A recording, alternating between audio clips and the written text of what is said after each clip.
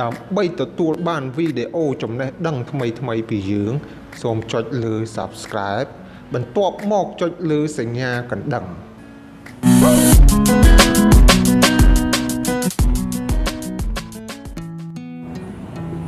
ជំរាបសួរបងប្អូនទាំងអស់គ្នា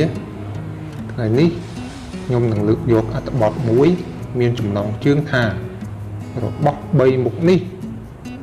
ជួយឲ្យអាការៈក្អកបានធូរស្រាលបាទតើ3មុខនោះហើយមានអ្វីខ្លះយើងទៅមើលទាំងអស់គ្នានៅពេលដែលអ្នកកើតមានអាការៈក្អកអ្នកអាចអនុវត្តតាមវិធីខាងក្រោមនេះបាន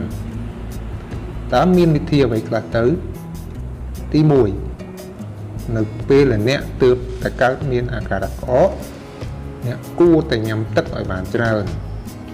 ព្រោះក្នុងទឹកមានផ្ទុកសារធាតុដែលអាចជួយធ្វើឲ្យបំពង់កអ្នកមិនក្អកទៀតទេមានជួយធ្វើឲ្យបំពង់កអ្នកសើមដូចនេះអាការៈក្អកនឹងអាចកាត់បន្ថយបានជាមិនខានឡើយ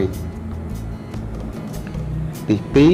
2អ្នកក៏អាចញ៉ាំទឹកអំបិលផងដែរ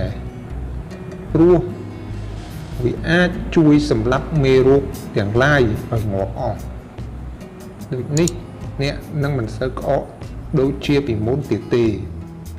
ដើម្បីធ្វើឲ្យអ្នកមានអាការៈធូរស្រាលបានទី3អ្នកអាចដាំទឹកចំនួន500មីលីលីត្ររួចដាក់ខ្ញីចំនួន2បន្ទះចូលក្រោយពេលដែលពុះអ្នកអាចដាក់ស្ករក្រហមចំនួន1ស្លាបព្រាចូលនោះក្រោយពេលដែលអ្នកពិសារួចអ្នកនឹងអាចបាត់ក្អកបានខ្លះជាមិនខានឡើយដូចនេះ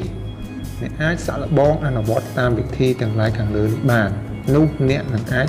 បាត់អាការៈក្អកជាមិនខានឡើយបាទទាំងនេះគឺជាវិធីងាយស្រួលដែលយើងអាចធ្វើបាននៅផ្ទះនៅពេលដែលយើងចាប់ផ្ដើមមានអាការៈក្អកដំបូងប៉ុន្តែទោះជាយ៉ាងណាក៏ដោយប្រសិនបើយើងសាកធ្វើហើយមិនបានលទ្ធផលយើងគួរទៅពិគ្រោះជាមួយនឹងគ្រូពេទ្យជំនាញ